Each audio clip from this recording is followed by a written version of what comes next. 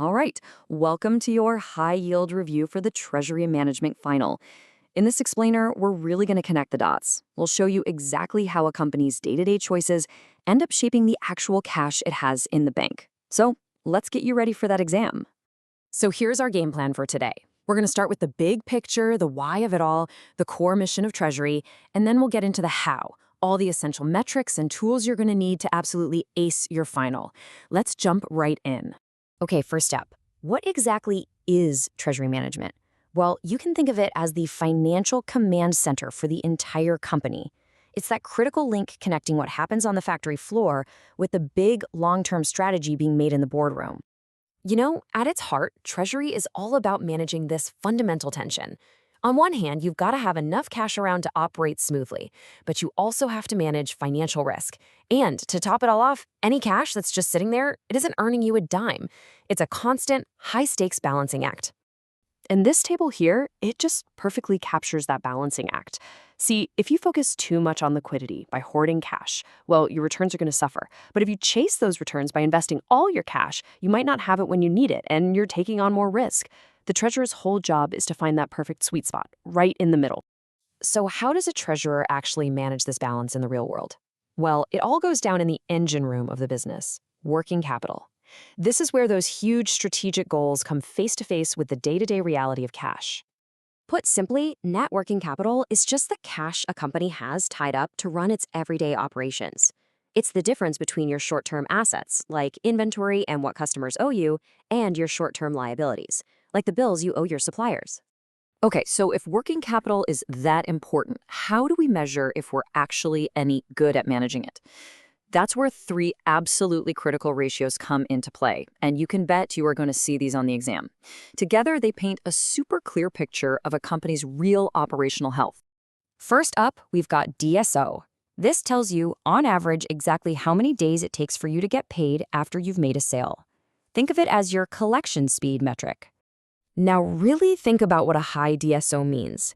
You've done the work, you've made the sale, but your cash is still sitting in your customer's bank account, not yours. It's trapped.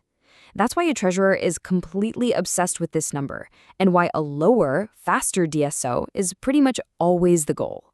Next, we have DIO. This one measures how long your products, doesn't matter if it's raw materials or finished goods, just sit on a shelf or in a warehouse before they're actually sold. And yeah, just like with DSO, a high DIO is a problem. It means your cash is literally tied up, sitting on a shelf in a dark warehouse instead of working for your business. Every single day that inventory goes unsold, it's costing you money. And finally, there's DPO. This ratio completely flips the script. Now we're tracking how long you take to pay your own bills to your suppliers. Okay, now here's where it gets really interesting. Unlike the other two, a higher DPO can actually be fantastic for your cash flow. See, by taking longer to pay your suppliers, you are effectively using their money as a short-term interest-free loan to fund your own operations. It's an incredibly powerful tool.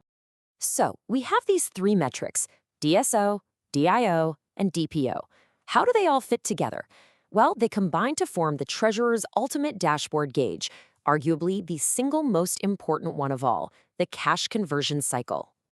And the formula? It's beautifully simple.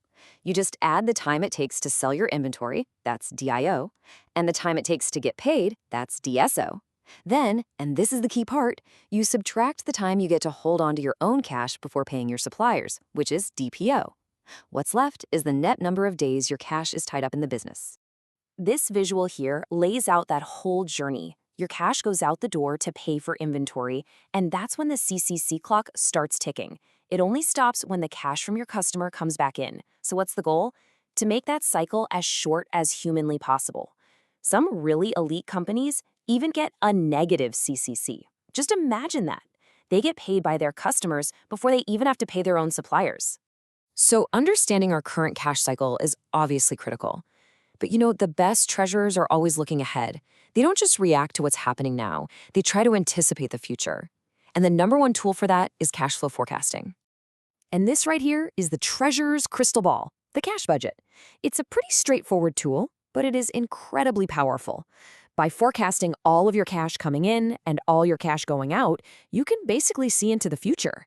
You can spot cash shortages or surpluses way before they happen. It's all about avoiding nasty surprises. But of course, let's be real. Any forecast is only as good as the assumptions you put into it, and the real world is, well, it's unpredictable. That is why we absolutely have to stress test our plans using two key techniques: scenario and sensitivity analysis. So, what's the actual difference between these two? It's pretty simple when you think about it.